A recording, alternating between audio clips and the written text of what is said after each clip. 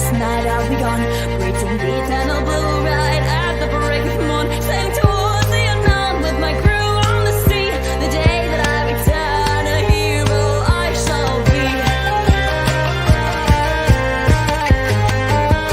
hero I shall be. A hero I shall be. I'm all set to be rebellion. I'm all set to go straight over. I will leave the shore to find what I've been longing for. I'm all set to be rebellion. I'm all set to go straight over. I will leave the shore to find what I've been longing for. I'm all set to be rebellion. I'm all set to go straight your burdens. I will leave shore to find what I've been longing. I'm all set to be rebellion. I'm all set to go straight your burdens. I will leave shore to find what I've been longing for.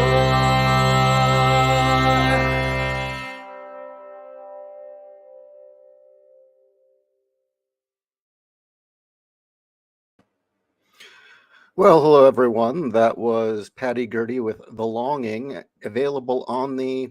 Well, I don't know what the hell it's available on, because I've tried to pay her money to buy it, and I can't seem to find anywhere where I can purchase the damn thing.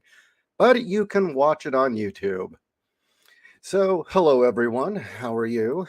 I'm going live another day with me doing a Nothingcast because I'm still not sleeping well. Anyone who joined us yesterday, I guess, got to hear me screaming as I woke up while Kat was doing her crafts cast, but whatever. Iron Cat says he's a bit nerdy for the Gertie. Plus, the hot redhead is part of the added bonus. Yeah, she is definitely a major cutie, isn't she? So how is everyone here today? I have got... Chapter 1, as I said, all finished. Kat did the edit of it this weekend, so now I can share it with you. I'm going to be posting Chapter 1 of Siege Engine to the Discord forum. So yeah, the Discord forum will have Chapter 1, because I said you all get to read it for free. I'm going to see if I can't put it up on Amazon for free as well, because really I do want everyone to see this one free, the first chapter at least. And then after that, well, hopefully I'll have a 25,000 word novella ready for you very, very soon. I'm also thinking of putting it onto, what is it? Reddit and some other forum, but I've already forgotten which forums they were. I thought I had bookmarked them, but I didn't. I don't know if what I wrote would really count as humanity. Fuck yeah. I mean, it's more of a debaucherous, drunken brawl mixed with flashbacks to a mech battle, which I don't know if that counts for humanity. Fuck yeah. But, you know, maybe there's somewhere I can post it on... Reddit, and oh god, there's that other website that Raltz had mentioned, and I don't remember what it's called. Was that JEC? That indeed was JEC's thumbnail art. I was just having a nightmare about Matilda. I'm going to need reference there. And I am with Cast Iron. Patty Gertie is one hell of a hottie, isn't she?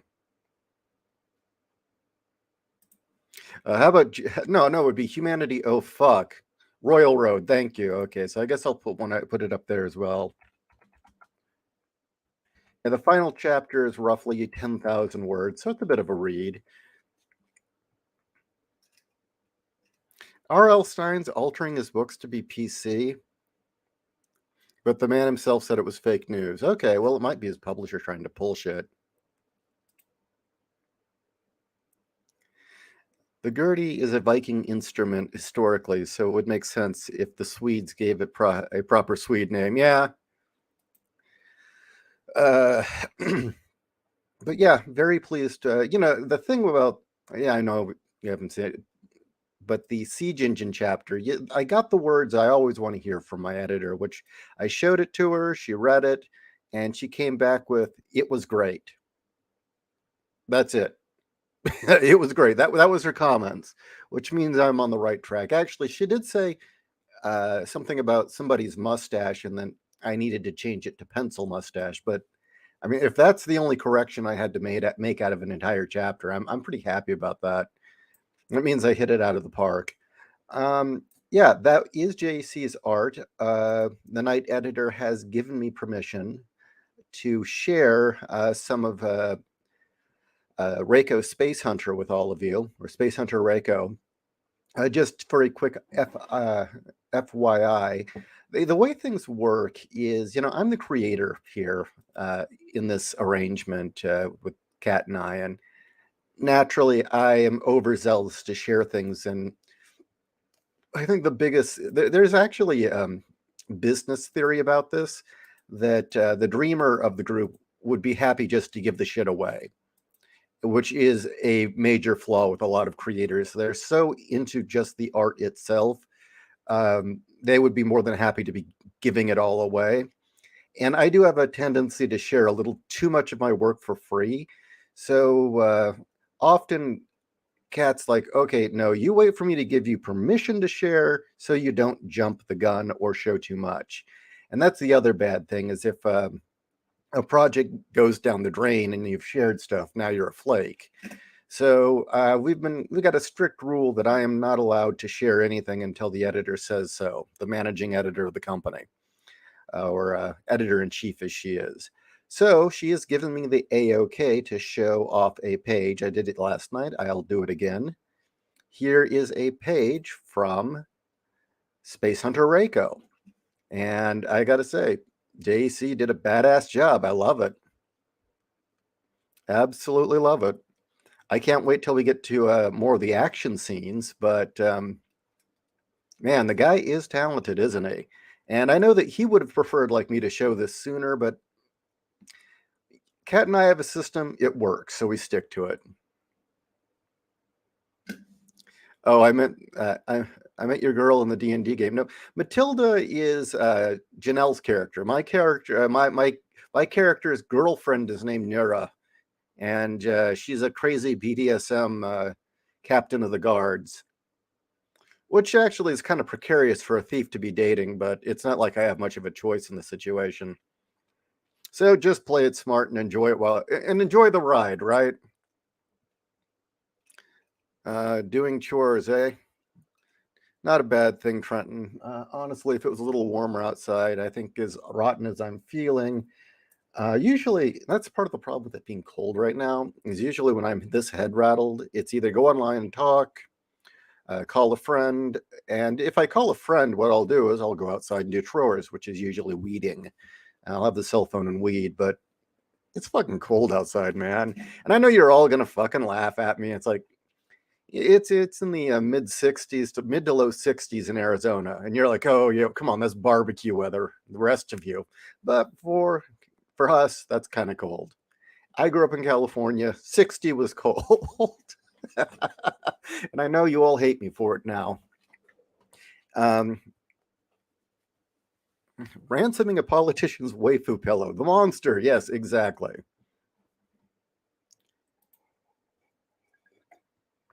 There is some serious truth to that, my friend. James Cameron did his best work when he was married to his first wife.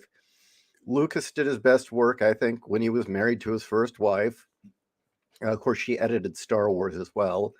Harlan Ellison did his best when he had a good, strong wife behind him. Jay Obar, although nobody knows about her, his life really kind of came together when he found the right woman to keep him on track.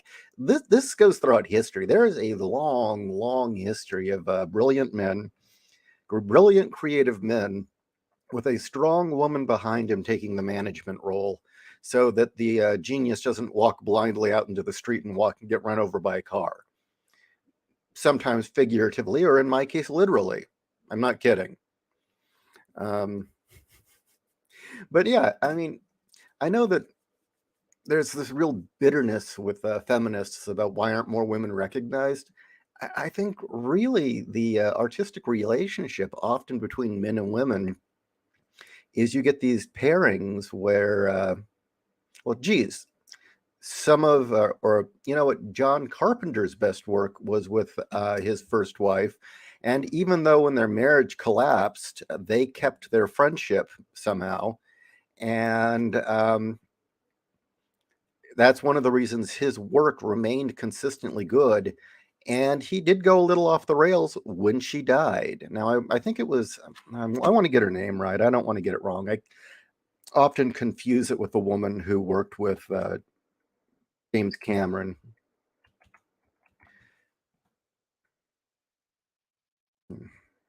IMDb. But yeah, this partnership relationship is very common. And I'm going to be brutal. I'm just going to be brutal. It's also evolutionary, okay? Um, let's, women. You know how the bell curve goes, right? Uh, Women in general, genetically, and I mean genetically, the genes are outright more stable, uh, and more women are likely to be in the center of the bell curve rather at the fringes. The rare psychopaths and rare geniuses fringes just cuz that's just the way it is. Um, and men, well, we are the evolutionary wild card. You know all that bullshit about how the Y chromosome is going extinct? That is not true. That is a misreading of the actual data. If you've ever heard that bullshit about the Y chromosome going extinct, no, what it is the actual data, and I'm saying that data was skewed purposely because feminists are bitches. The truth of the matter is the Y chromosome has always been unstable. And okay, it's Deborah Hill. There we go. Gail Ann Hurd was the one that kept James Cameron on track. And once he gave her the boot, his work really went downhill and became pretentious shit. And Deborah Hill was the one who worked with John Carpenter and tended to keep him on track. And they had one hell of a team. And her passing was a massive loss. But on the other hand, I would say Carpenter always gave her a lot of credit. She was never like, "Oh, I'm the genius," and it wasn't like Cameron, where nobody really knew much about Deborah Hill, or not. I mean, like Gail Ann Hurd. Nobody ever knew about Gail Ann Hurd. Everybody knew about Deborah Hill and Carpenter. They were a partnership. But no, I was going to say is that the Y chromosome is a wild card. It's always been a wild card, and really it's what has kept us moving forward evolutionarily, is that you need mothers, the one that actually gives birth to the kids, to be genetically stable. You can't be playing dice with the one that actually carries the child. The male chromosome is all over the place. That's why we're much more higher at risk for genetic diseases. We're higher for things like becoming psychopaths.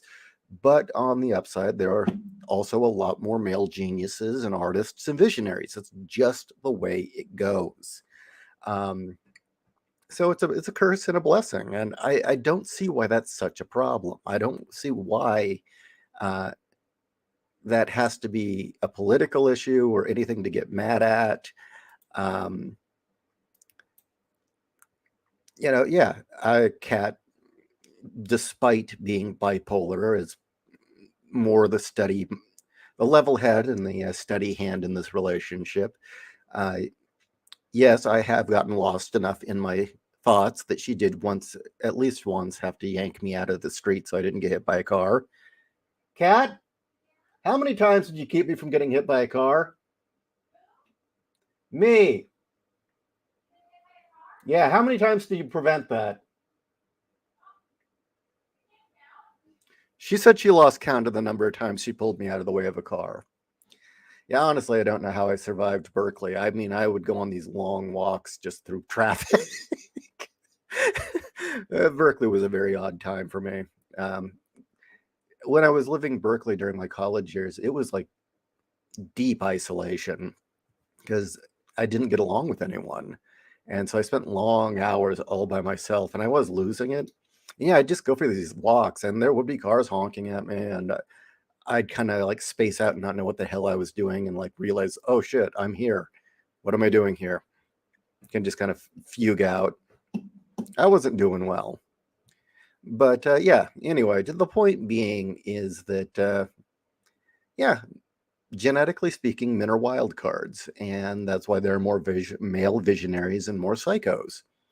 And genetically, women are more stable. They're less likely to get genetic diseases, but they're also more likely to be falling in the average category or above average. That's it. You don't really get the extremes. And when you do get a woman who is on the extremes, you'll notice she's kind of strange. She is definitely off the beaten path. She's very different than your typical woman, which can be fun. That definitely is a lot of fun. I mean this in the most complimentary way. I honestly think Fiona Wolf is on that way out on the fringe mentally. I think she's definitely an anomaly. She's not your typical woman, and that kind of she. What does she call herself? She says she's derpy. I wouldn't use that word. I think that her behavior is a result of that, and I love it. I think it's hilarious, just her humor.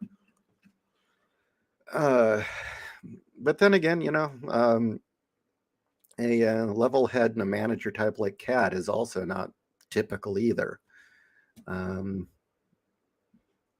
but I do think that evolutionarily speaking, that relationship evolved purposely uh, for men and women. That for the weirdo visionary like say John Carpenter, just as my example, there evolutionarily were women like Deborah Hill to make sure he was on track and that they had a very good working relationship. I'm trying to think of others that have the same thing.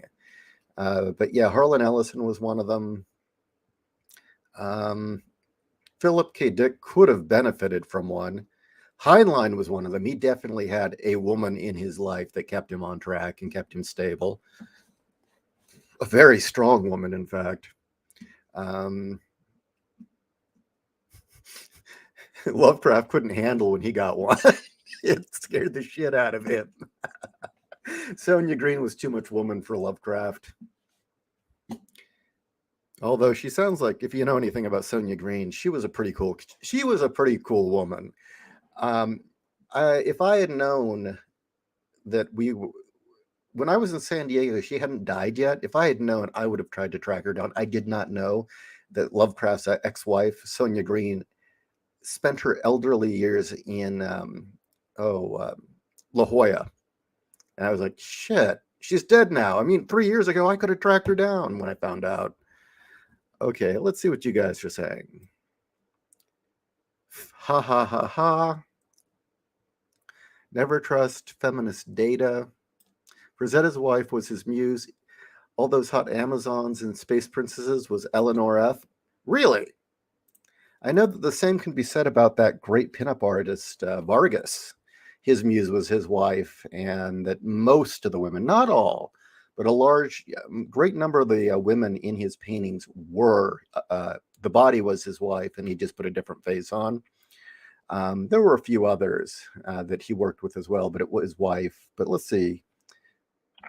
I want to see this woman now, Frazetta, and it's Eleanor F.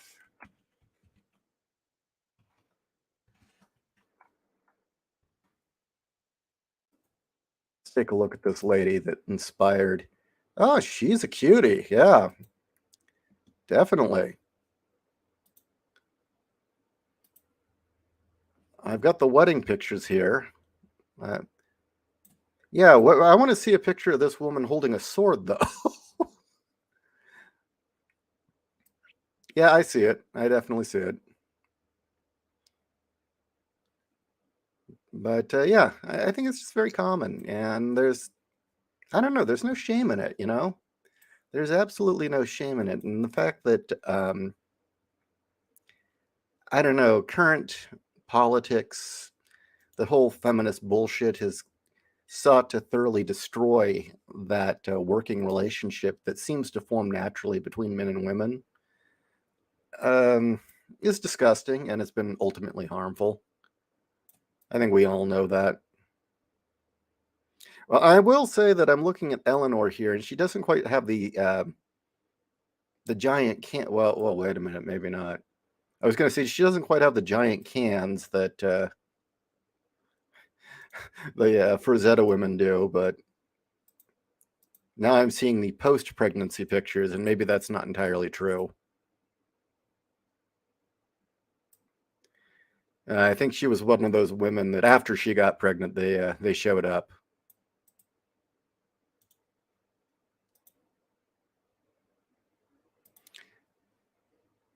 But here, I'll share a few since we're talking.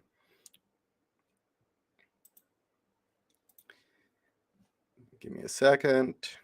But yeah, I wanted to share this picture with you because I've been dying to show everyone that what JC's been up to.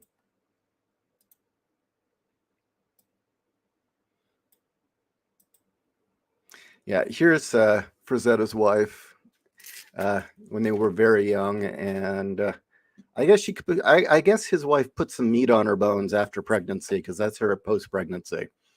And yeah, I definitely see it. Of course, what was this, like the early 60s, late 50s, and this looks like maybe the late 60s to early 70s. There she is again later in life. These I see it.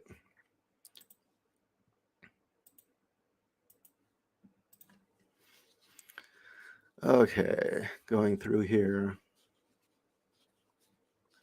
Talk about French case. I can't be more of a man of cursed talent than old HP. I'm surprised he had no substance abuse issue.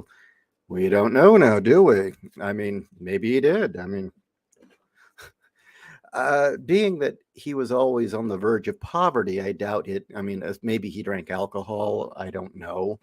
I couldn't tell you. Yeah, it could be he liked laudanum. Who knows? Maybe opium.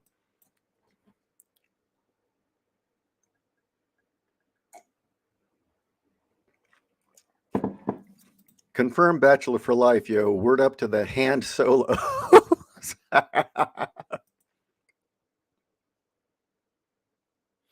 It's She-Hulk in real life, Owen Lister says.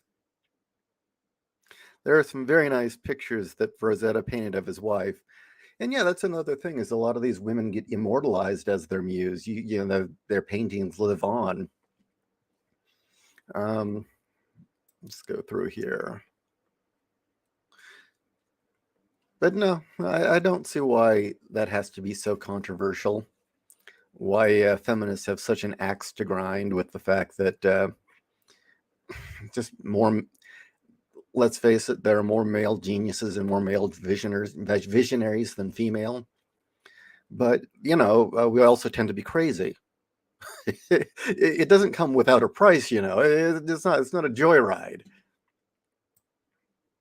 And it's not like female visionaries don't exist. There are just fewer of them.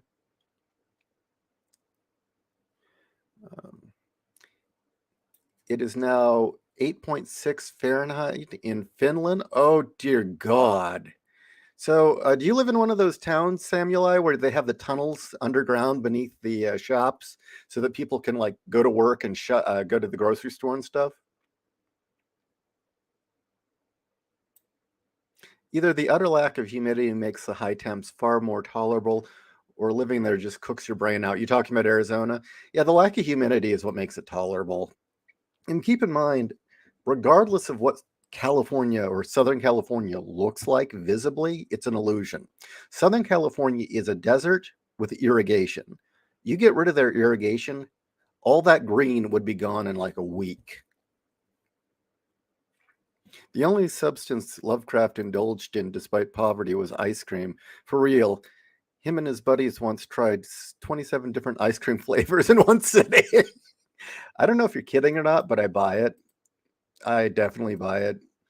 Yeah, if we want to get on the topic of Lovecraft, oh, you don't have any of those tunnels there? That's just Sweden. I know Sweden has them. I wondered if Finland would too, because I know you guys have legitimate worry about Russians and nukes, and I figured, underground tunnels. But I had the ice cream headache that came to Sarnath, exactly. Yeah, the thing about Lovecraft is everyone seems to need to talk about Lovecraft's racism. Hey, did you know he was racist? At this point, why does it even matter? I mean, if you want to learn about the guy, and why is it so controversial that he was racist? Why is that the only thing they ever pick?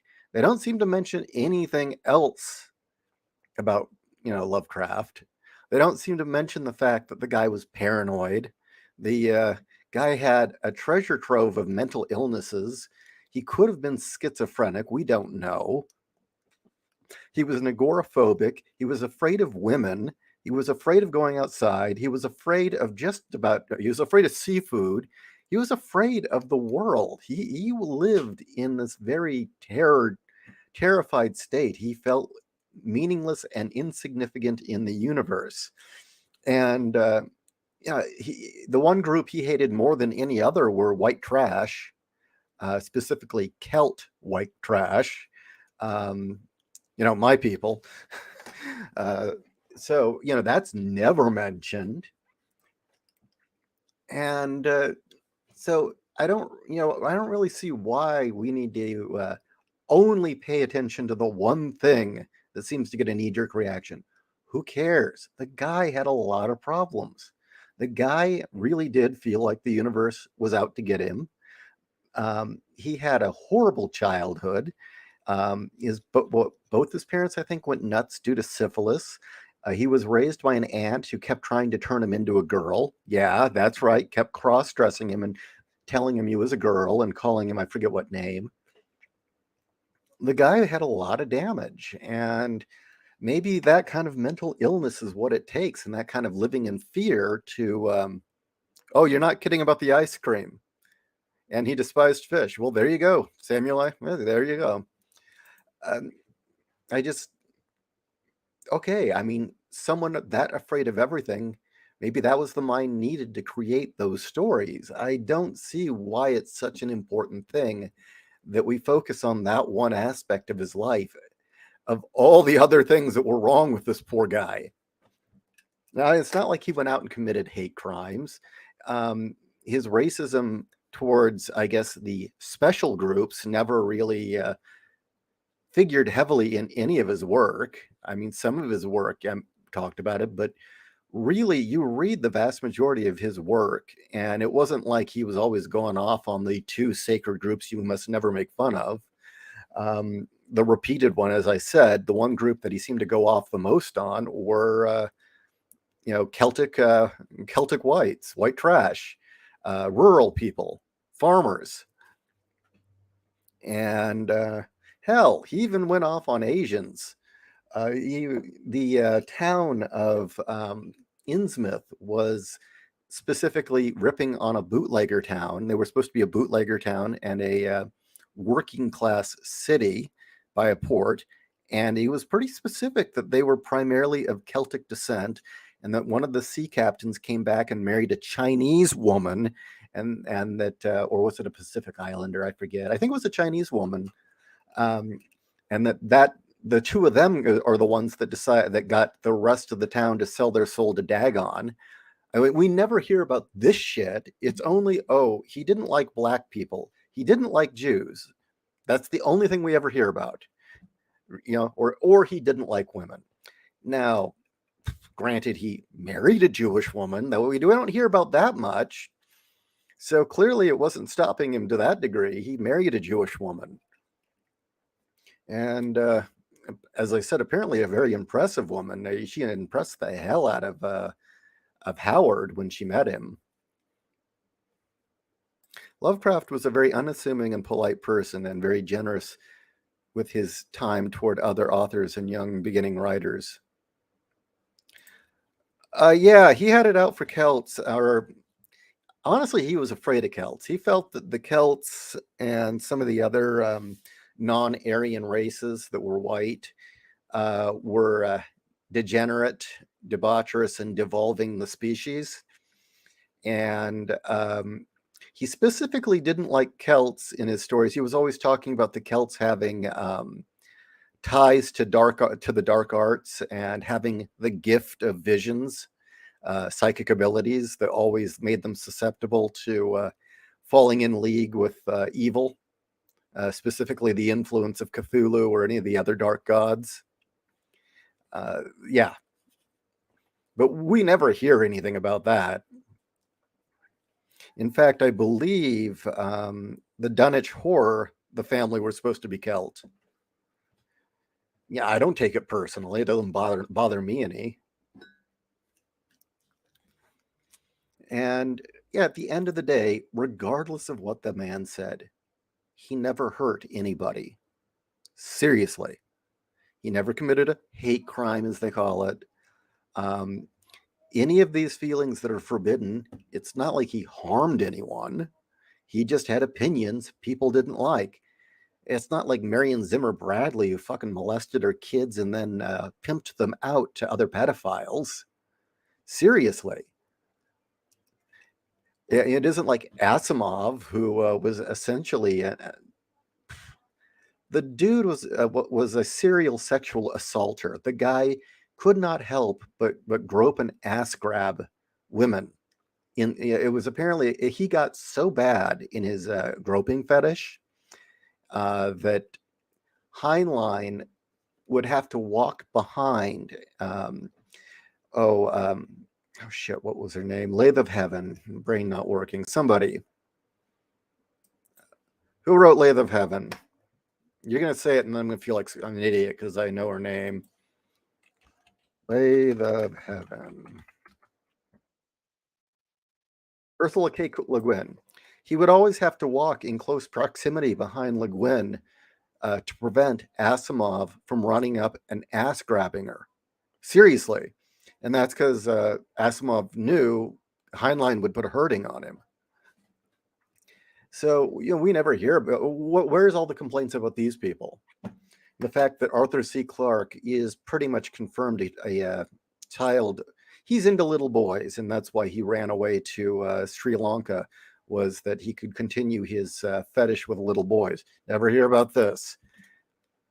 In fact, the Sifwa is full of really, really fucked up sexual deviants and pedos. Was it Heinlein who told the story about being able to tell where Asimov? Yes, it is where Asimov was in the convention hall by the outraged female squeals. Yeah, that was Heinlein who said that. He wasn't the only one who said it, but yeah, he was the one that said it, and it was written down. But other people told the same story. Can we get a copy of this art? Well, we're going to be when we set up the Kickstarter for it, I'll have them all on the Kickstarter, and I guess you can do a left click and download it then. I'd rather not be handing it out now. Why would you like it to, LD? Just because it's cool? But yeah, I mean, there are all sorts of people in fantasy and sci-fi that were sick motherfuckers that did bad things. They said all the right things, but they did horrible things, and they all get a free pass.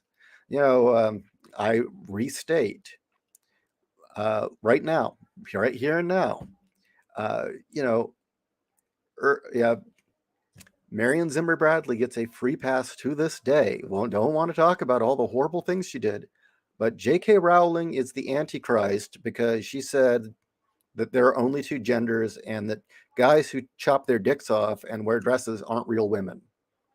That's how skewed the perspective is. Give me a second. Sounds like modern Hollywood or Hollywood in general. Yeah, Hollywood is just a sick place. There's so many. I don't know. Hollywood is just a pack of disgusting, awful people. Yes, I want to get a copy of The Redhead. Oh, you mean the. Hold on. Give me a second. You mean the concept art? You just want it because you like it? Is that it? Give me a second. I'll show you a better version of it. I hope JC takes no offense to this comment. There's a how would I put it? I did a feedback image. Yeah, Delaney. Yeah, that's another one. Samuel Delaney, another sick ass degenerate pervert. I mean, well, you just look at Bread and Wine. It's nothing but Delaney talking or not talking about how he used a homeless man for sex. I mean, it's just disgusting. Now, give me a second, and I'll share something with you, Tuwelde. Looking for the file. I've put everything. I'm still using my old computer. I put everything on a backup drive, so I have to go to the backup drive to find it. When my head's thinking straight and I can actually process thoughts correctly, I'm going to set up my new computer. So this computer is no longer loaded down with all my old files because I'm going to wipe it and give it to Kat because her computer is not. It's fast approaching the big death.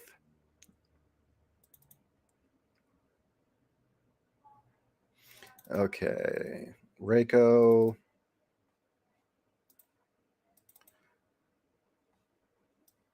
I think this is it. Yeah, here we go. Let me save this file, share it with you.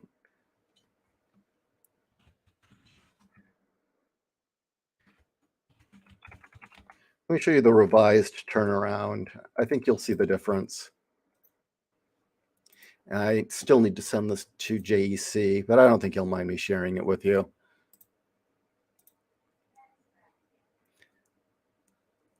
Yeah, again, this would be going a little bit faster, but like I said, almost all of my old files have been removed from this drive, so I have to go to the backup hard drive that I've put them on. Project materials. And I think I've found an artist I can work with to do a commie slayer that doesn't live in a country that's going to execute him for the wrong opinion. There we go, the revised version.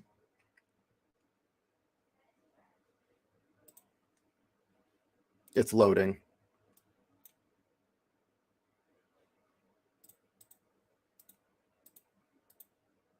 There, that's the revised version that I have to send to JC still. I don't know if you can see any difference. Really, it just has to do with the one on the far right. I changed her posture. The other two are the same as the image that's the title card and the scoop of her neckline. The big club we're not in that Carlin talked about has a initiating hazing ritual that most people recoil from. Yes, they do. That's true. I don't doubt that in the least, that is what it is. That it's one of those things like in a fraternity or an initiation where you do something so thoroughly disgusting as blackmail material that it makes sure nobody rats on anyone else to a certain degree. There's a line none of them will cross, or else they leak the big thing. Gonna listen to Ishii's stream over Sam Hyde. Wouldn't do this for just anyone. You're choosing me over Sam Hyde. Why aren't my ratings better?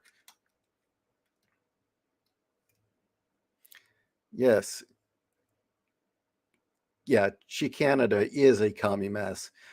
Or as they are called in Siege Engine, the Chinooks. I shit you not. It's now the Sino-Canadian Alliance or a Sino-Canadian Union, and we don't call them Canucks anymore. They're called Chinooks. And they're all drugged up on hallucinogenic maple syrup.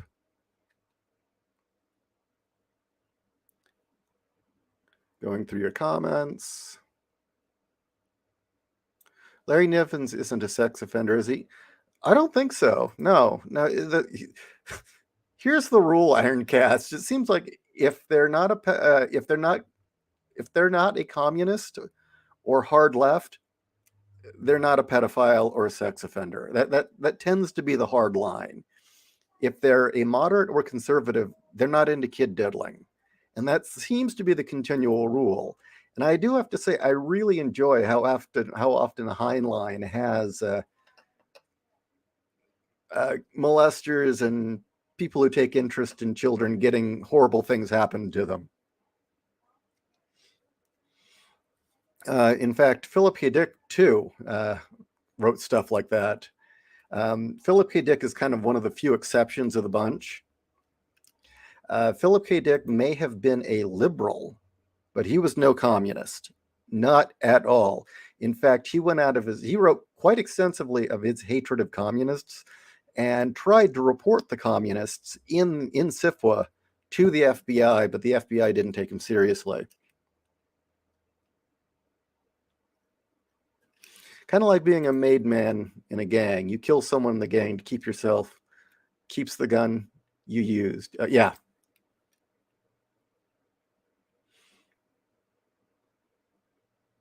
Don't sweat ratings. You're too cultured for the mainstream. Something like that. Yeah, I don't know. Canada is just a cucked version of America. No, it isn't. That's really unfair. For all of their problems, Canada has its own culture, their own history. They're not Americans. And it pains me to see them just selling it out to leftism and giving it away to the Chinese. And that for them to just roll over and sell their culture out like this is very depressing. Starship Troopers and Moon is a Harsh Mistress are the two ones I recommend first. By all means, read those two. They will change your life, dude. Gotta go. See ya. Okay, you take care, Owen. You keep up the good work. Got done with the Cyberpunk Red session, and we survived Atom Smasher on a mega yacht. One hell of an engagement, Picard. Is this the tabletop Cyberpunk Red? I've been curious about getting that.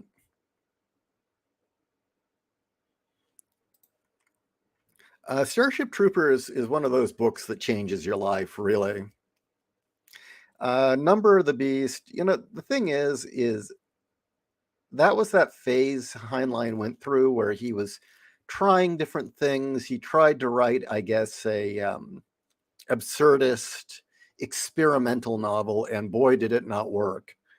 It did not work at all. In his later years, he got a little too fixated with being a dirty old man.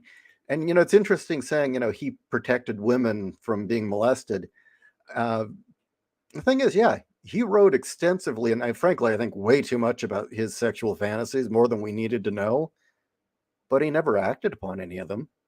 And frankly, the women in his fantasies are real women. I mean, Friday's awesome.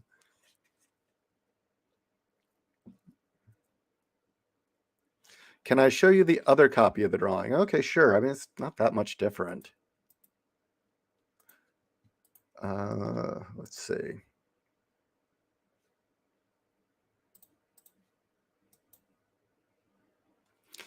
Okay, I'm uploading it now.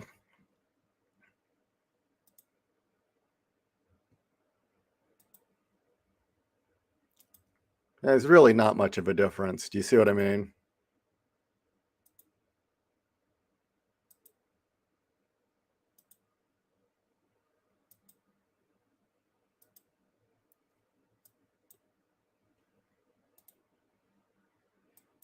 It's just the posture. The posture looked a little odd, and I guess being a obnoxious perfectionist, you notice in the pre-one, you're gonna laugh at me. The point where the nipple is doesn't match up on the three drawings. Now they're level. Do you see what I mean? It's not that important. It's very minor.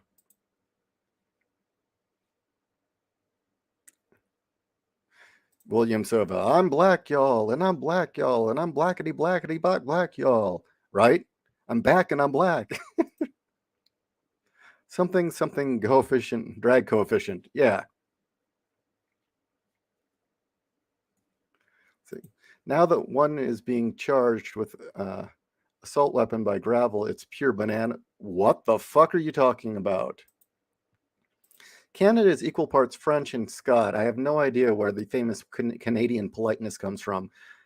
Well, that's not in the French part, for one. And second, I've heard that often the polite thing isn't really polite. That's when you've pissed them off, but I don't know if that's true.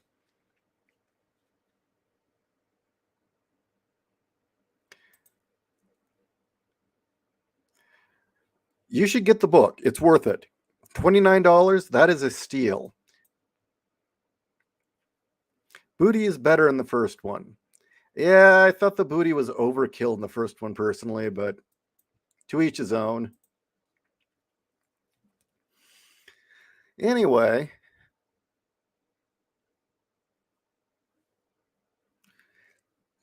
well, the thing is, let's just be upfront.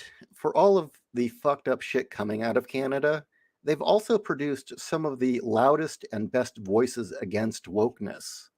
You know, remember Karen Strawn came from Canada, so did Jordan Peterson. I know you guys have mixed opinions on him, but let's face it, we would not be anywhere near we the amount that woke has been exposed would not be to the level it is if it had not been for him.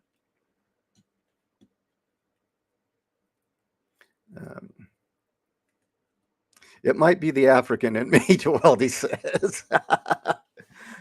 For the booty, yeah. Anyway, I guess JC isn't in the chat. I was kind of hoping he could chime in a bit about the artwork he's been working on because it's so damn good. There's another one. I already shared that one. Never mind. But yeah, I'm excited about Space Hunter, Reiko. I think there's a lot of possibility with this one. And if it takes off, there's a lot of funny that could come along with it too. There's the ideas for it are near endless.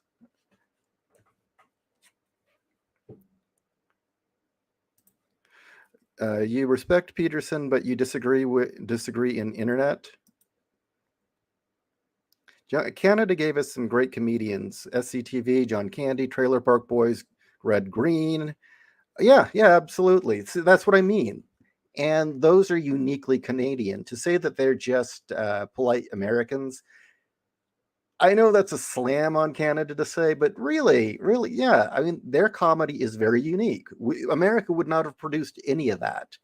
And I hate to see it go. I really do. And I would never want Canada to be, the northern economic zone of United States. That would suck. I want them to keep their culture. I just wish they would hold on to their culture a little stronger, and rather than giving it away to the Chinese. And I know that they've always had kind of a short man syndrome with being the smaller, less important country to the north of the United States, or at least the way they behave. And I don't know why they do. I mean, they really shouldn't. So they have no reason. They should be proud of who they are. And I think that they need to go kick the crap out of Justin Trudeau before he turns them all into a bunch of Chicom losers. Are Caribbeans African? I would say no. I mean, I would really say no, because yes, you're Dominican, but never. Well, Dominican's more Spanish than African, isn't it? I'd never call myself black because we're not known for fans of being such. Well, no. I would say the Caribbean, each of the Caribbean islands have their own culture. I mean, they're Cuban blacks, but they're not African. And you talk to, not Jamaicans, Bermudians. You talk to Bermudians. One, they have black skin, but they don't look traditionally black as we understand it in America. They they have their own facial features, they have their own culture, their own qualities, and I don't really see why you'd want to lump them in with Africa when they have no real connection to that culture anymore. What, they've got dark skin, therefore they must be African Caribbeans? No, no, no. The Bermudians are Bermudian, and I'm glad they're damn proud of who they are. And I would say the same. I mean, Dominicans are black, sorta. I mean, some of them are black, some of them are what more um, Spaniard, olive, or brownish, from what I understand, often mistaken for Cubans. But yeah, I've never heard anyone consider Dominican as quote unquote black or African in the sense of Africa. And I think it's horribly unfair to lump Dominicans in with African blacks because they don't share a culture. They're totally different cultures. And why is there this need to lump every dark skinned or why does skin color suddenly decide whether they're an African blank? Why does suddenly you get tagged with the Africa on there? It's like, is there anything really culturally about a Dominican that makes them African? No, no. It's just some of them have dark skin. So what? Who fucking cares? Haitians definitely have their own look and have their own culture. The U.S. has Canada to thank for jumping, uh, starting our special forces. It was a joint effort that laid the groundwork for the Green Beret. Really, I didn't know that. Dominican coffee. Yeah, there you go. There's a reason to like the Dominican Republic. Uh, but yeah, from what I understand, wasn't it that the Dominican Republic was colonized by the Spaniards, wasn't it? Or the Portuguese? Let me check. I try to be informed about. Well, this is Wikipedia, so this might be bullshit, but we'll check.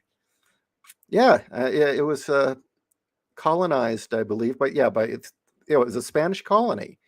So clearly, the Dominican Republic is a combination of the Spanish, um, possibly the slaves they brought with them. It's they brought they brought black slaves, Spanish colonizers, and then the local native population. The three of them genetically mixed together, and that's what a Dominican is. And to call you an African American would kind of suck because, well, what about the part of you that's from the island culture, the natives of what is now the Dominican Republic? Don't they count? What about the part of you that's Spanish? Doesn't that count?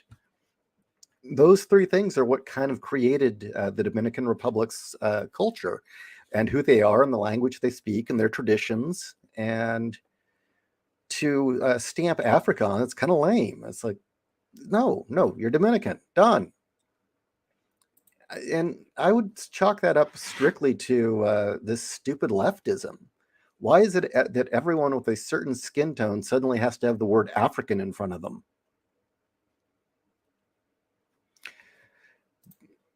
Do I think the Chinese will own our U.S. Manufacturing base forever? No, because of how quickly Trump was able to yank it back under his watch, and that it hasn't, despite their best efforts, they have not been able to undo a lot of the damage Trump did to that.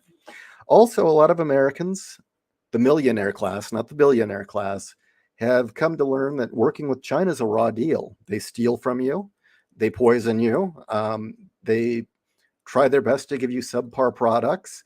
I mean, poison baby formula, poison dog food. There are plenty of reasons not to work with China. Bad shipping, book censorship. I know that the billionaire class loves that kind of crap, but the millionaire class, the people who actually start businesses and do work, don't. They actually do not. Most millionaires are conservatives. Most billionaires are commie liberals. Think about that. And the ones that are billionaires got there not by actually making businesses or working on, inventing something new or amazing. They did it by getting into finance and shifting money around, investing, placing bets, wrecking companies, putting companies out of business. Um, Frankly, the billionaire class are a bunch of parasites. The millionaire class, on the other hand, are the ones that actually are the backbone of a lot of industry. Many industries are moving out of China to India, Mexico, and Vietnam. Yeah, that's true. And I don't blame them. I don't know about India. I wouldn't move to India, frankly, because of their internal problems, and that there's a very high possibility that they could go isolationist. Um, but I understand going to Mexico and Vietnam, especially Vietnam. Vietnam's become a great place for manufacturing, hardworking, and have kept their agreements.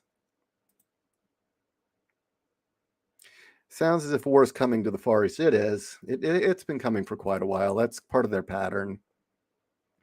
But no, I think when push comes to shove, when our back's to the wall, I think what'll happen is that American industry will just kind of pull a "fuck you, we're taking these factories, go to hell, China." Yeah, I know you've got these contracts. I don't care. Frankly, is what I think is going to happen. I mean, Trump even threatened to do as much at one point while he was in office. Of you know what, we don't care. We're just taking them. The robber barons earn their fortunes by making life better.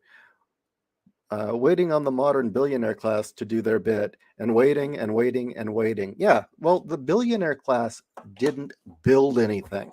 They didn't invent anything. These fuckers they all basically played games in finance, or in Bill Gates' case, steal ideas from other people. Bill did not ever create a damn thing in his life. He stole shit. Okay? And then rigged the game. Bill Gates is a piece of shit. Okay.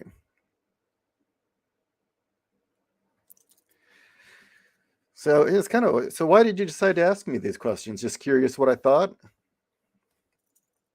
Nah, I don't know. We're all in different parts of the country, different parts of the world. We see different things. And granted, I'm in Arizona, but what I'm seeing as the government becomes more corrupt, more people looking to depend on each other or be self-sufficient. And that is the best way to go. Seriously. The less we rely on centralized government, the better, really. And even when things were good in this country, even when we were riding high, it didn't make sense to depend on the federal government for everything. You want independence for multiple reasons other than your own freedom. But in a disaster, centralized control is terrible. That is the worst thing you can possibly have, is centralized control in a disaster situation, because that means the moment that umbilical cord gets severed, the limb dies. But if you've got people in that region where the disasters occurred, they're either generating their own power, growing their own food, have their own supplies, have their own disaster response, all of these things,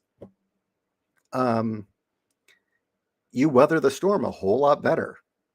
It's the equivalent of, well, if you've got generators and solar panels or whatever, your house still has power in a power outage.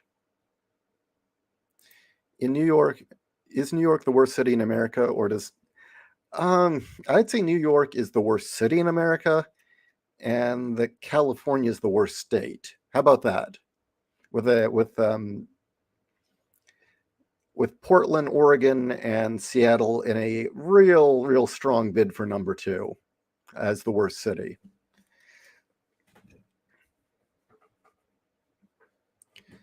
Okay. Going through your comments. They're kind of slowing down here. Isn't Vietnam run by commies? In name only. In name only, really, dude.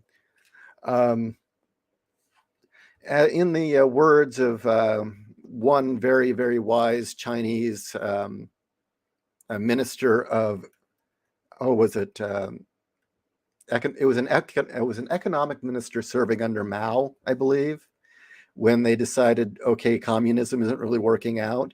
and they were accused of implementing capitalist policies to keep the nation afloat. The answer the minister gave was, "You don't complain about a cat that catches mice." And in this case, capitalism is the cat that keeps catching the mice. Communism's failed. So, yeah, I mean, in theory, Vietnam's communist, but they don't really act it.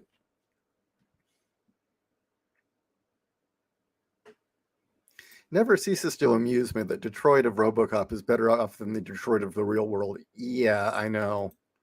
It's kind of sad. I have I have to go to New York for family stuff, so I'm fucked. I'm sorry. Do you mean into the city or just the state? I mean, I've heard the state isn't such a big deal. It's just that city is just a fucking nightmare.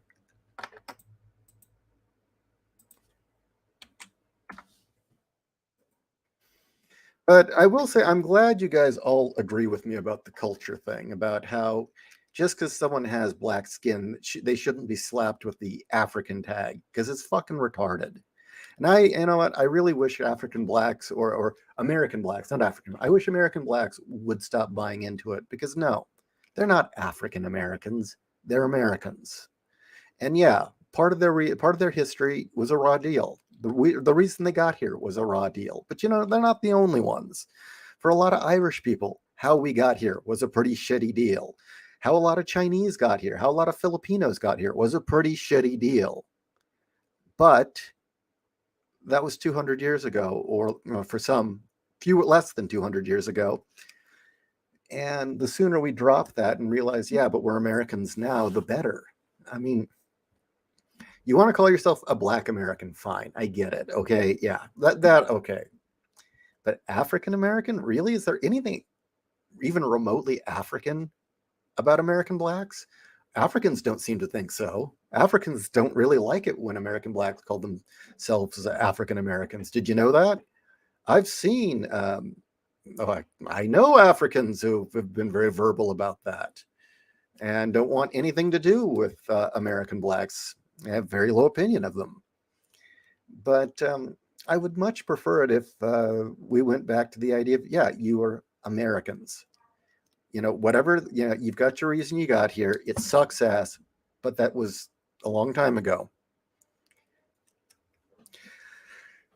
I mean, I realize I'm speaking from a very weird place. You know, half Celt, half Japanese, each with their own history. And for some, the Celts came here under good circumstances, and for a lot of Celts, they were awful circumstances, either as indentured servants, which might as well be slaves, or they were fleeing a potato famine that was artificially created because the Brits were trying to wipe them out. But, you know, I don't constantly think, I'm Irish. No, I'm an Irish American. Definitely, there are parts of me that are culturally Irish American. I recognize that. And I'm fond of it, but I'm an American, damn it. And I'm mixed race, and that makes me American too. That's more American than anything. Black people will need to get over the fact that we suffered, but that we won't allow it to happen. Victimhood mentality is too strong. Plus, it makes very good political pawns. Yeah, and they keep buying into it, and I don't know why. I mean, I'm going to be blunt. The Irish didn't buy into it, okay? And they did fine. The Japanese didn't buy into it. The Chinese didn't buy into it. There are a lot of cultures that came here and said, no, that's a con job. We're not doing that. In fact, when the Japanese came over here, they quickly learned they did not want the Japanese to be grouped with any of the other ethnicities, because the first thing the Japanese would do would be organize and start acting as a community, and would teach the others to act as a community and start using that as a bargaining power against the employer. Likewise, they found that it was a bad idea to mix Irish people. This is true. Don't talk about it much, but this is very true, that it was not ever a wise thing to mix the Irish slaves and indentured servants with black slaves, because repeatedly you put Irish among the black community, and within a few months you had a slave revolt on the plantation. You can read this in history. I'm serious. They don't talk about it much, but there are plenty of moments in history where you get like a small community of Irish stuck with a very large black community, and the next thing you know, you've got riots or a slave revolt, which I find very funny. So, I mean, partially, I guess it might be a cultural thing. I don't know.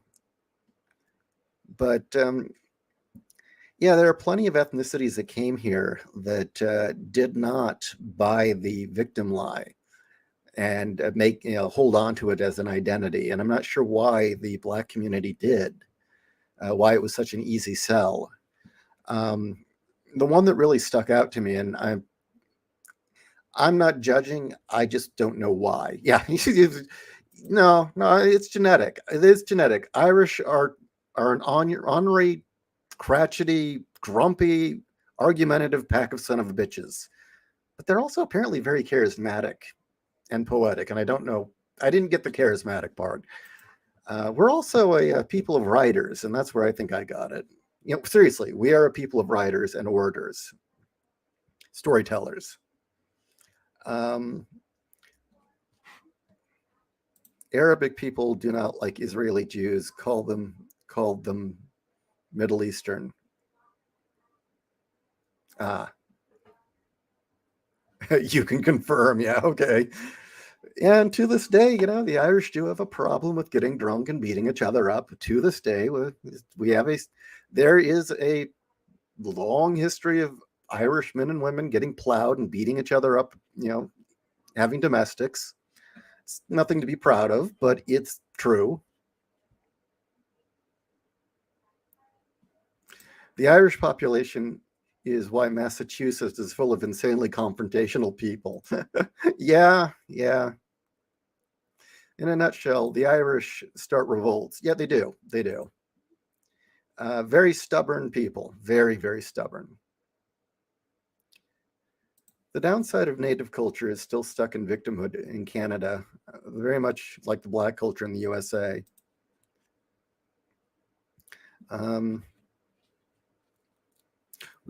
We have Christmas songs about Irish beating each other up. Yes, we do. Were the Irish people slaves in the English colonies? Without the name slave, yeah. Yeah, pretty much. They had a different word for it, but yeah. It was called, you could only buy things in the company store and use the company money. It was effectively, you were slaves. You could never leave the company compound. You couldn't leave the factory. You were stuck there for life. If you're Irish, you're beating up your wife or beating up yourself, or your wife is beating you up. I didn't get that, fortunately, but yeah, that is sadly true. But yeah, I was going to say, I'm not judging here, but there's a story that sticks with me that really got me thinking, and this was a long, long time ago. And that was, there was an author I met, and his parents had grown up in the Japanese internment camps during World War II, and they'd had all of their possessions seized. Done underneath a Democrat president, by the way, who was perfectly okay with this. And it was primarily fueled not by race or even the idea of spies, but it was actually a con job by the mob to get rid of competition and to seize all of their stores.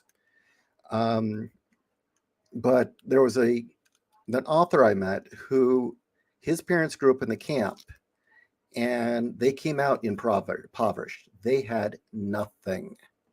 So this guy grew up in Compton, and his parents grew up in absolute poverty, and they worked their asses off and got out of there in a generation.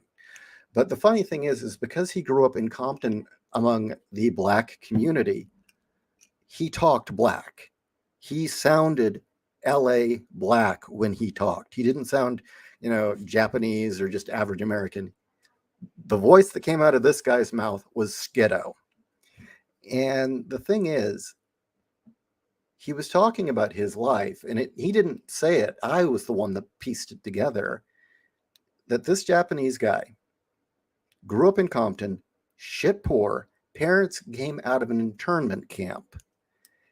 And he said that everyone he knew in his neighborhood, all the kids he ran with, all the black kids, were either in prison or dead. That literally everyone that he had known growing up that was black, from school, from the neighborhood, were either in prison or dead. This guy was living basically, I think, in a upper class neighborhood and was a successful writer. What happened? What's the difference? I think that's what needs to be figured out. Because these people had zero opportunity, arguably less opportunity than the people living in Compton, because these people showed up in Compton with absolutely nothing but the clothes on their back. And within a generation, their son was in an upper class neighborhood, college educated, and a best-selling author, where most of his friends, or all the black kids he knew, were in prison or dead. That's the riddle that needs to be solved. Because that guy had absolutely no advantage. None. You can't say, oh, well, he had money behind him or he had this or that. No, he came from nothing and got out of there in a generation. Difference is he made a choice. Yeah, but why did he make that choice? Why isn't the black families, black kids don't make the choice? So few of them do. I mean, unfortunately, people like Wolf and Neostar are the rarity. And why is that? That is the answer. It isn't racism. It definitely, we can't just say, oh, white privilege. No. Because that Japanese guy is making more money than most white people now. And that's the truth we've got to unearth. Because all the other reasons given haven't worked. Seriously, they have not worked. Racism, no. White privilege, no. Schools, no. Because that Japanese kid went to the exact same ghetto schools as the others did. Gang violence, you go down the list. This Japanese kid experienced it. Yes, a father who beat his ass the moment his son started hanging around with gang members. That could be the difference. Kat doesn't beat Ishii up. Didn't she get mistaken for a dominatrix? The thing is, as much as I play that up, I'm actually the more dominant one. Seriously. I hope she's not listening. I wouldn't mind if she got more aggressive.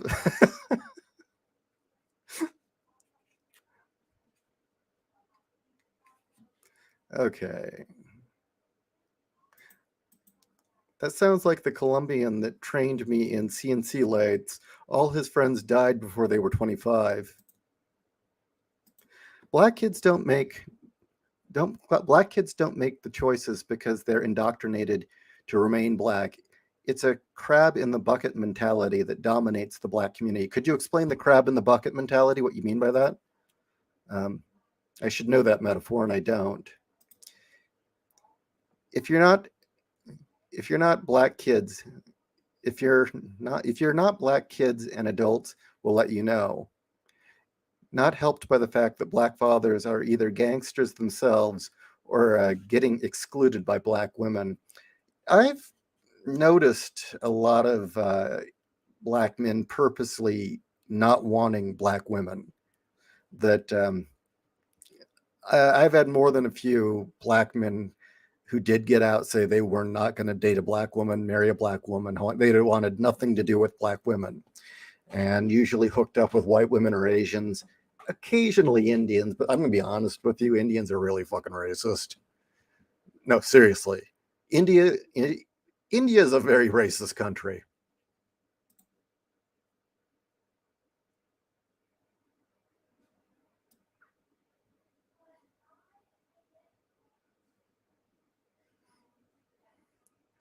Having a father makes a huge difference to the child. I agree with that. Even if my dad was a shithead, he was there.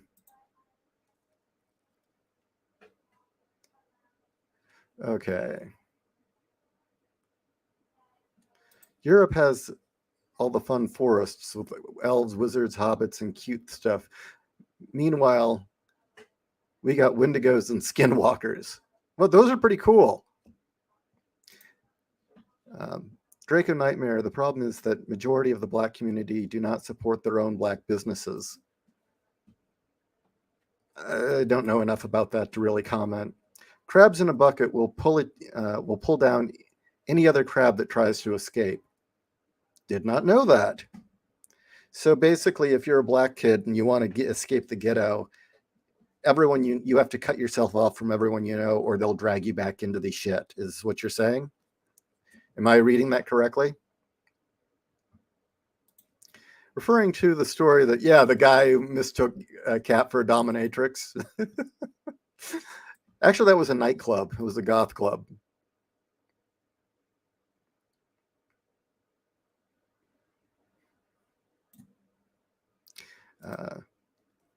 I don't take no crap from anybody else. I wear the pants around here when I'm finished doing the laundry.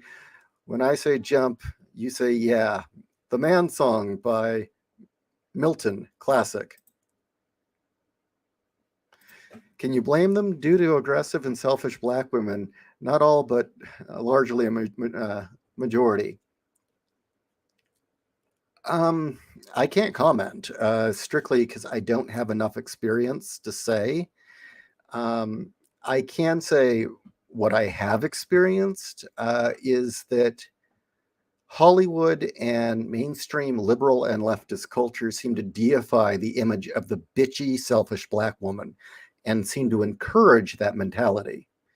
I can also say from going to a school that was 50% black girls are a lot more violent than black men. I don't care what anyone says.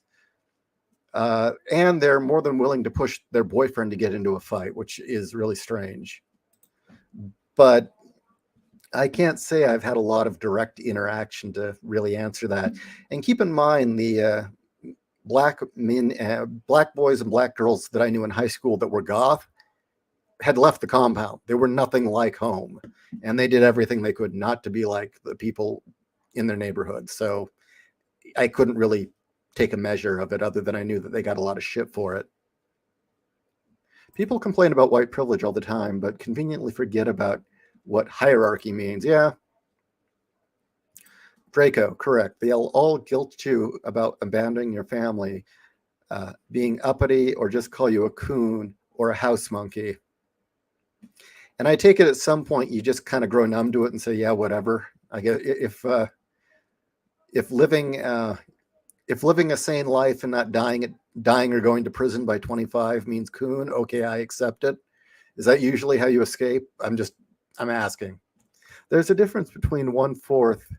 There's effectively a 1/4 difference between a black woman, and a black man. 1 to 4 difference. Do you mean by testosterone or something else? I know that black women have enough testosterone to actually cross over into the low end of male testosterone levels, and that's pretty rare. I mean, I don't think any other ethnicity has that. Black women are hot but scary. Scary is sometimes hot. Yeah, I agree. Anime has strips. Scary is sometimes very hot. It gets old fast. Anime has a trip. What, the simping or the looks or her looks?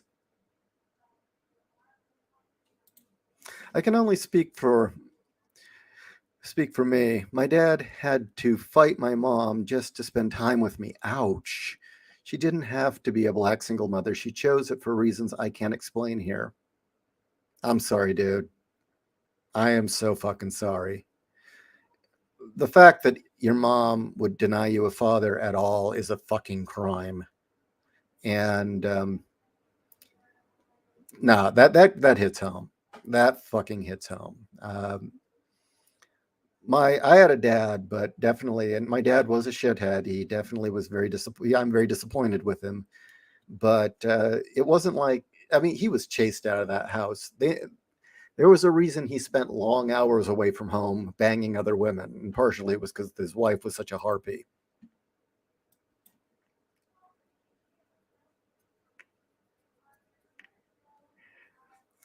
Well, I'm learning some stuff. So it's the crab in the bucket effect. Basically, you try to escape, they're going to drag you back in. That's interesting. I believe I blame the policies that incentivize men not being in the house. I agree with that. That is you do not reward that. Having kids out of wedlock should not be rewarded. It should be fucking punished. That is not an achievement, and that's not to be encouraged. You reward the people who actually stayed together and raised their kids, damn it. And then you help their kids get to school so that their kids can go on to be productive members of society and live a full life as well, rather than go into prison and getting on drugs. It was rough. It was rough, but my dad did do everything he could to help me. That's probably why you are saying, dude, is that you had a strong male image. Even if you guys were, even if he wasn't in the house, the fact that he was trying so damn hard to be with you shows that he gave a damn, that he loved you and he wanted to be your dad. And that's probably why you are the way you are, that you had a strong father image. Yeah, if your dad's going to fight to be your dad, that says something. Whereas my dad just ran away and dove into other women's pussies. If my mom didn't lie to me about why he divorced her, I might have appreciated him more as a kid. But you know now, that women are also crabs in a bucket. Oh, that is so true. That is so damn true. Yeah, Kat's mom definitely inflicted that upon her. Not to mention, Black community is gynocentric as hell. Imagine a collective culture falling for the feminist grift in at least 5 years in advance. Oh, Jesus. So it's effectively a matriarchy now. Matriarchies don't go well, by the way. Soon as resources go out, they start eating each other. I'm not kidding. Matriarchies tend to only work as long as there's a meal ticket or easy resources. Once those easy resources dry up, matriarchies in general among primates turn to cannibalism and brutality.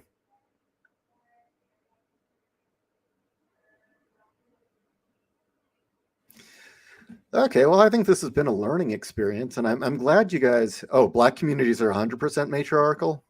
That's probably a big part of the problem. And it's interesting is that they are always going on about how great bonobos are, their matriarchy. No, bonobos only exist because food is readily available. They don't have to work for anything, so the male's not necessary. And apparently, that bonobos are violent as fuck. They're also not very smart. Chimps, they haven't figured out tools like chimps have, and they don't seem to have any incentive to figure out tools. Correct me if I'm wrong, but about 75% of Black kids grow up inside single-parent homes, and the majority of those single mother homes. Yeah, that is true. That is true. I read those stats. I hate to say it, but I think the only solution here, and I don't think it's going to happen, is the only people that can save the Black community is themselves. No policy is going to fix this. No government program is going to fix this. No white savior complex, liberal group is going to fix this. Expensive schools are not going to fix this. It does not matter. The only thing that's going to fix this is the Black community themselves. No one else can save them, and no one else will save them, is my opinion. And that's a choice. I hate to say it, that is a choice. And I would have to say that for every Black American who chooses to leave the plantation the Democrats put them on, they have saved themselves, and that I hate to say it, that as far as the future of the Black community goes, that may be it. Is those of you who are brave enough and smart enough to not buy into the lie and choose your own destiny and your own freedom. I mean, this may sound horrible. I'm not trying to be a dick here, but I do notice there is this certain tendency for a specific kind of Black man to always go for a specific huge-assed white woman. It's a thing in California, and it's a thing here in Arizona. You always see these like very tall, buff Black dudes, and they've got these white girls. They're always blonde, and they all got a giant ass. And I swear, in a generation or two, there's going to be like a new ethnicity to come from this pairing. There are going to be so many of them. There's going to be this specific kind of genetic mulatto that comes from the pairing of buff Black men and white women who are blonde with big asses. And I hope that's not too offensive.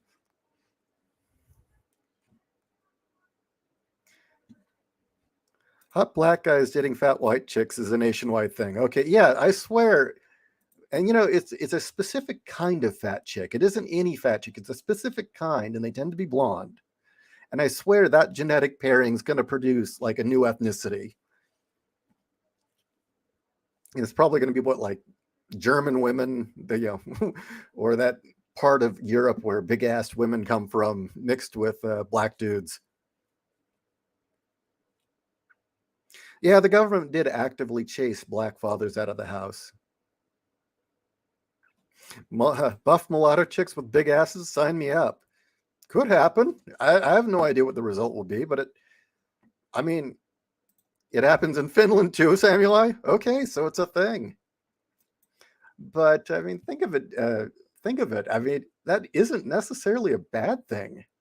If that breaks the cycle of gangs, drugs, and prison, if Black dudes marrying white women with big asses breaks the chain and creates a new form of mulatto, I think that sounds like an ideal situation. That's about as American as they come, right?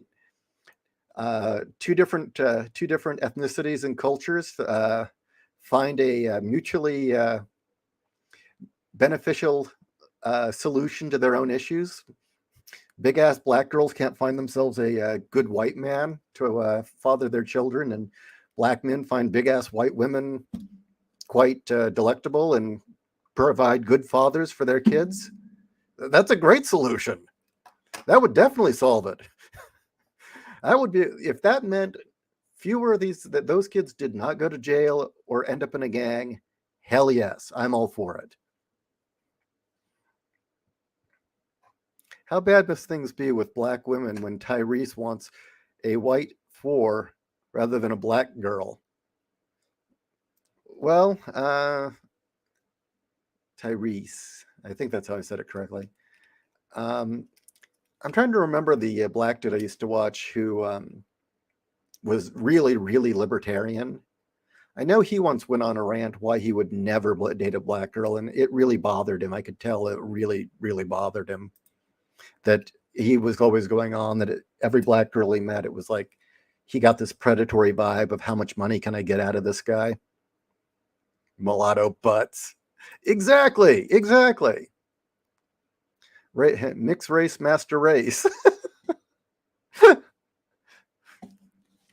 Oh, look at me, Irish and Japanese. Isn't that's great, right? That guy T. Yeah, that guy T.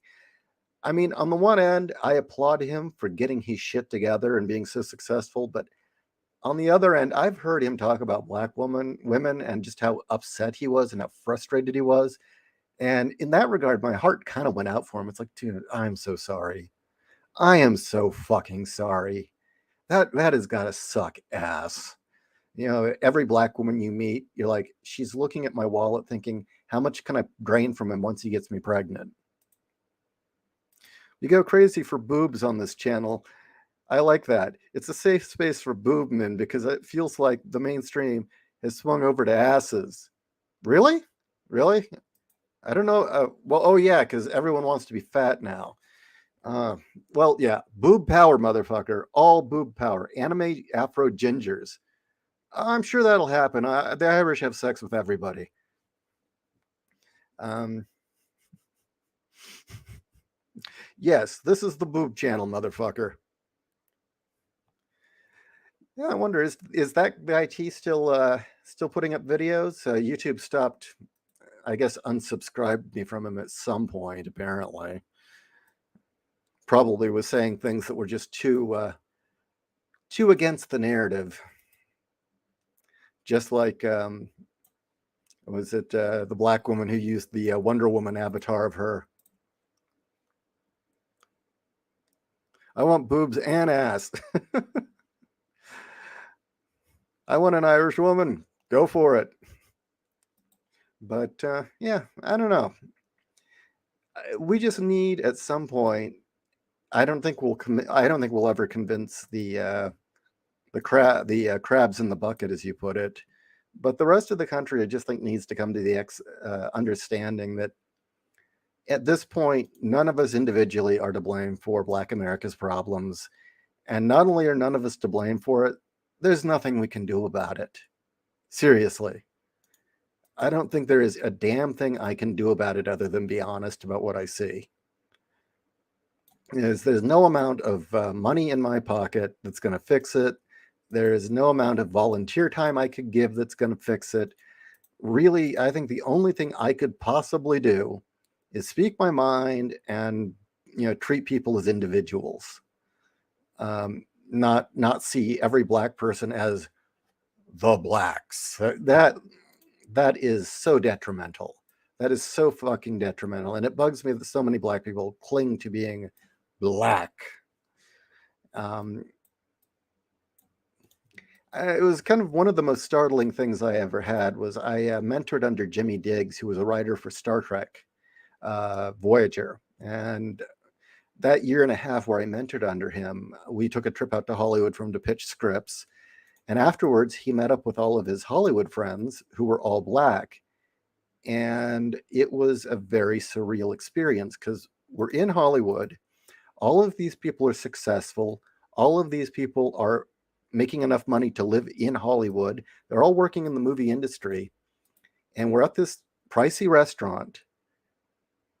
And, well, okay, granted, I'm 5'6", so, they all towered over me to begin with. I wasn't that noticeable.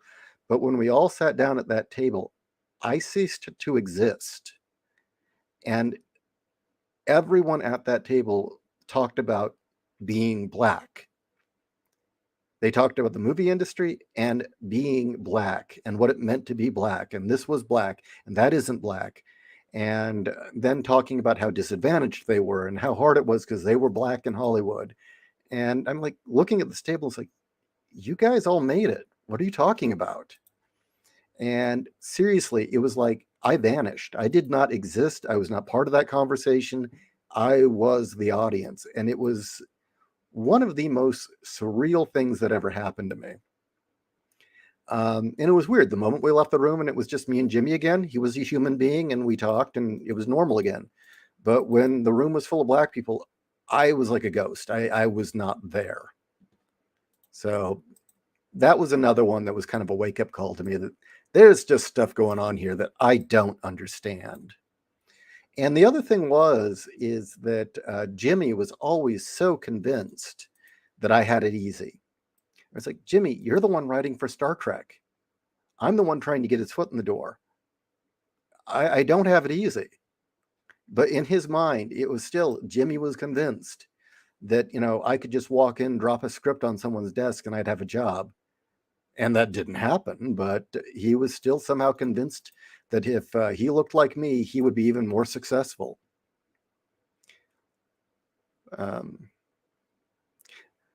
That guy T is no longer on YouTube. That's too bad. He had a good channel.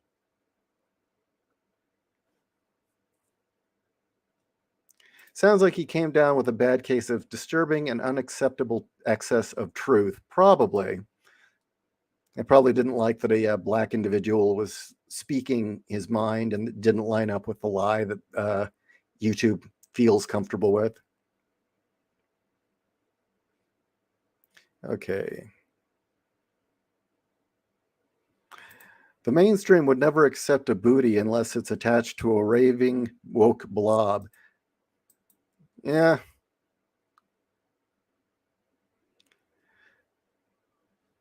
The family united and communities developed in the key of all races of humanity. That's why the woke culture is trying what woke culture is trying to destroy.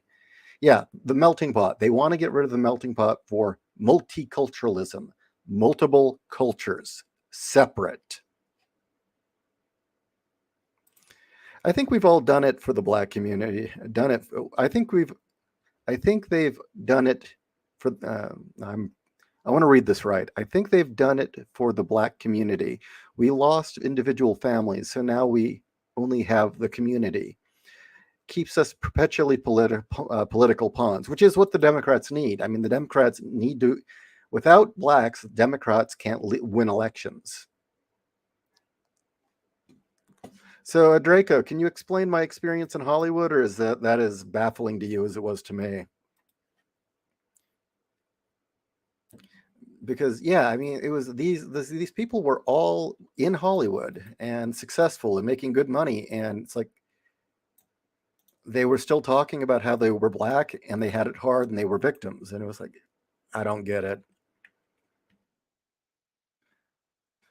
Okay, and then I think I'm going to call it an afternoon. I think talking to you guys, I feel better enough that I think I'm ready that I can actually probably get something done. As I said, I'm doing more streaming now because the socializing does me good. The ranting does me good, and I'm sick of having nightmares. Last night or today, I woke up from this horrific nightmare of nuclear war, and I haven't had one of those in ages. But that's a throwback from being an '80s kid. You know, fleeing, watching buildings go down like dominoes, trying to flee to somewhere safe as different parts of the country get nuked. It was horrible. I haven't had those in ages. Sounds like you got a sounds like you got a front row seat to the oppression Olympics. Yeah, kinda.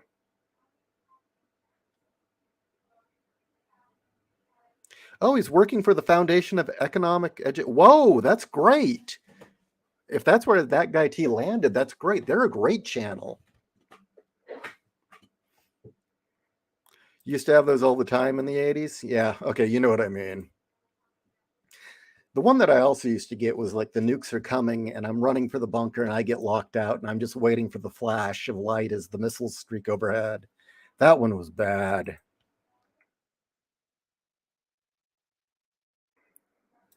Yeah, it makes sense. Victimhood mentality is part of the black identity. I've heard people say to me, remember you're black, or remember you black, or did you forget you're black?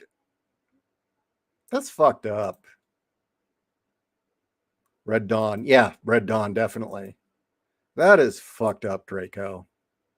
No, you didn't forget. No, you remembered that you're also an individual with your own thoughts and your own choices and your own destiny to choose, and that you weren't going to let some sort of group victim mentality decide who you were going to be. It was you decided you were going to be who you wanted to and follow the path you chose for yourself, rather than one that said that you had to stay in a shitty neighborhood and you had to relate and act like people who had self-destructive behaviors, and said that you had to get involved in a marriage or you wouldn't raise your own kids, and that one that said that, just, yeah, screw that shit.